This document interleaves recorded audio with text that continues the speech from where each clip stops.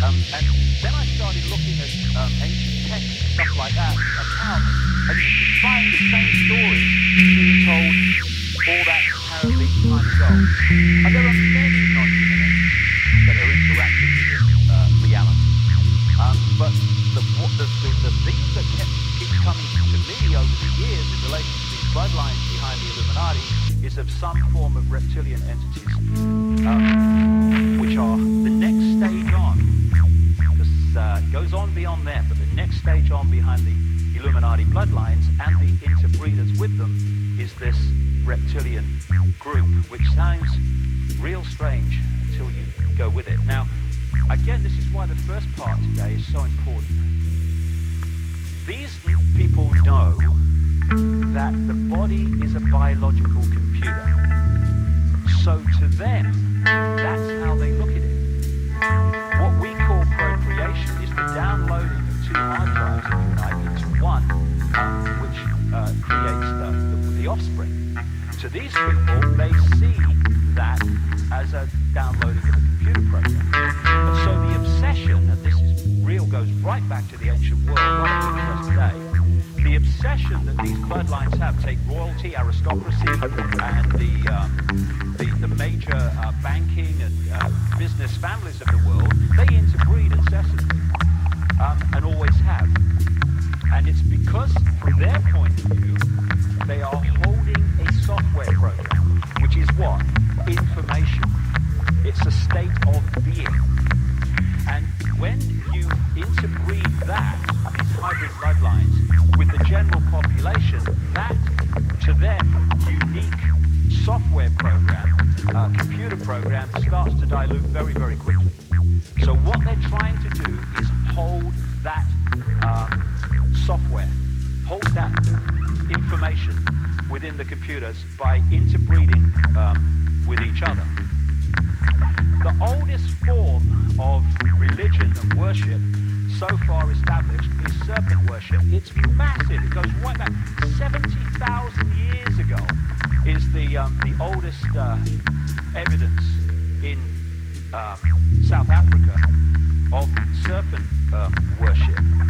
And after I'd written a book called The Biggest Secret, when I introduced this for the first time, I went to speak in South Africa, and I met this man, Credo Mutwa, who contacted the organizers of my event and said, I want to talk to this man.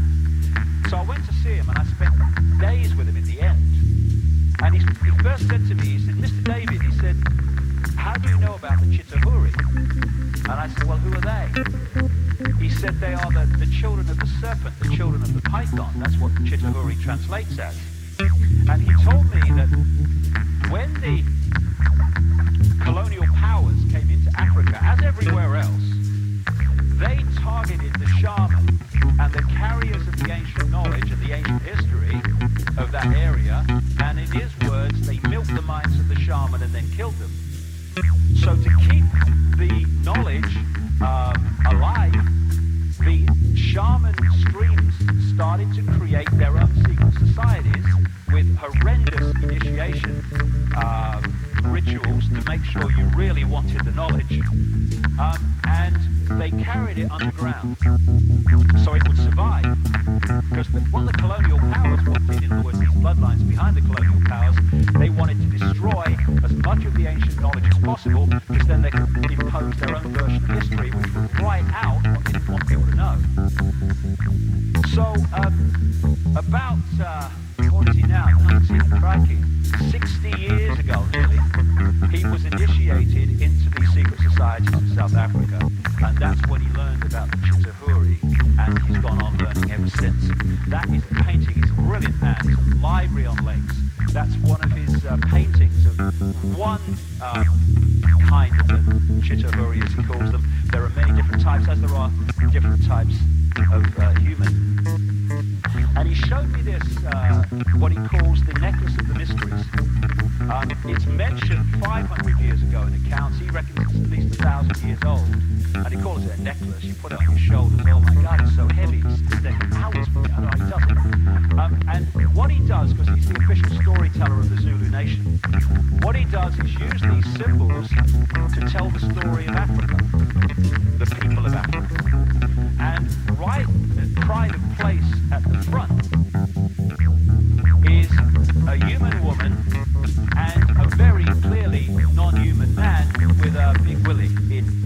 come and get me mode. And interestingly, he says that was originally gold. And then someone stole it and they couldn't replace it with gold, so they replaced it with copper. But then again, this is Southern Africa. You go to North Africa, and one of the key foundation stories and myths of ancient Egypt is of the golden penis of Osiris. And the more and more that I see this, these are symbolic of this bloodline, of this connection, this hybrid bloodline connection. And what Credo was saying, yeah, I used to go up with someone like that. It was good. That's the lady, and here's the guy. Now, he doesn't look very reptilian. I pointed that out to him, and he said, "This is the story.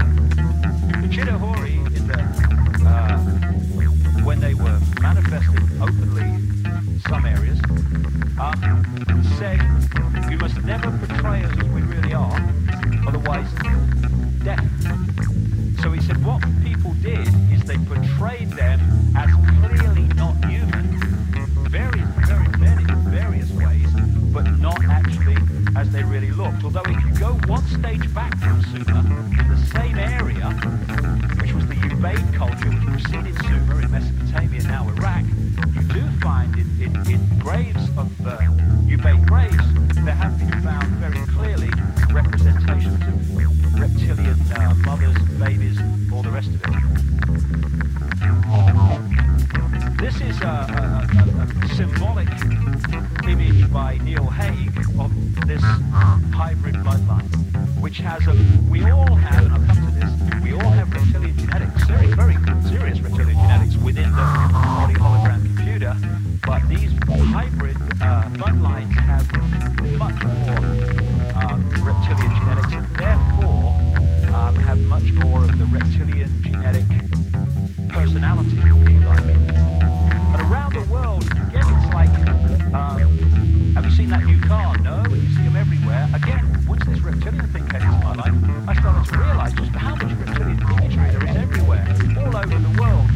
And the ancient myths and stuff like that, and the Nagas, Asia, people that were said to be part reptilian, part human, and move between the two. And many images you find portrayed of this coming together of Earth women and this reptilian race, part human, part non-human, and all the rest of it. And this is just a few examples that have been said to me around the world, but practically loads and loads of them that portray the same basic symbol. Again, fighting the snake, hitting the dragon, is all part of it. And of course, one of the key stories in the Bible is of the serpent in the Garden of Eden, which, when you read that story, in the way it's portrayed, absolutely changed the way that humans acted and saw themselves in the world. You see the symbolic way that it's talked about.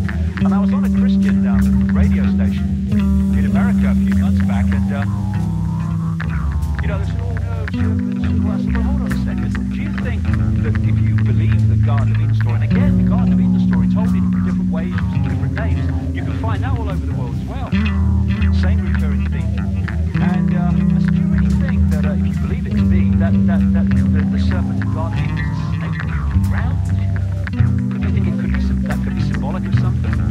And it's just another example of the reptilian symbolism all over the place. And when you look at the castles and the stately homes of these bloodlines, the aristocracy, and also in the churches as well, and they're behind them, and they were behind the building of them, then again, you find these what we call gargoyles that have a reptilian feel about them. And the coats of arms of so many of these aristocratic families carry the dragon in various forms. Some people, and there is a lot of truth and accuracy in it, describe London as Babylondon.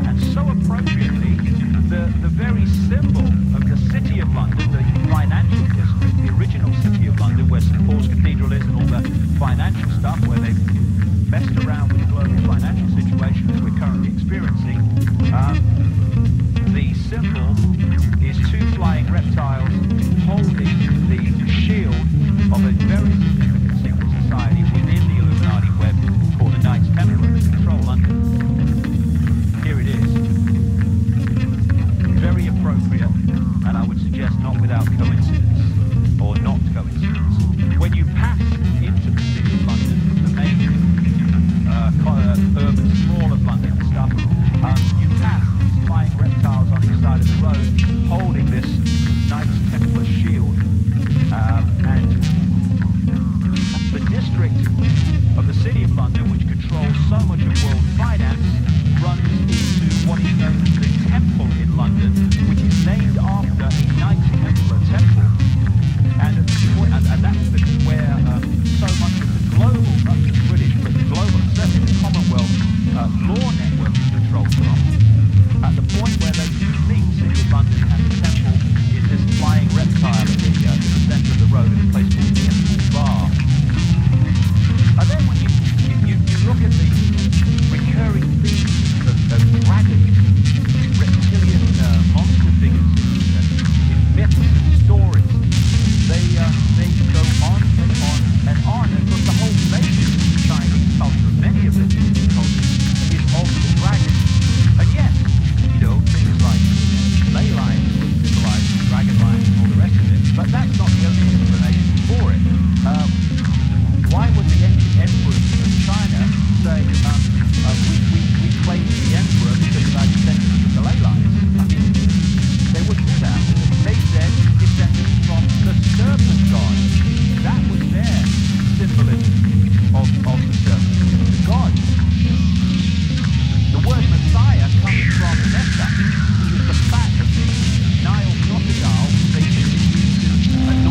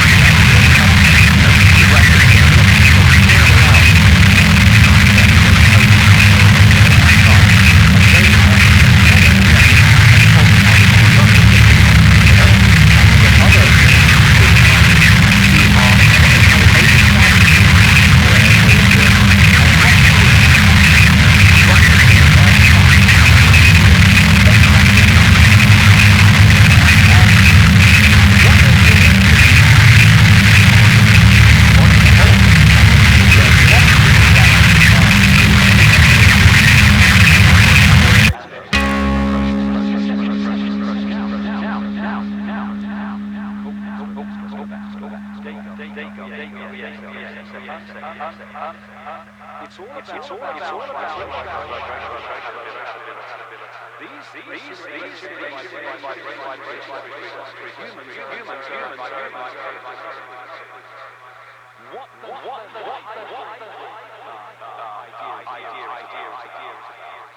these is to infuse.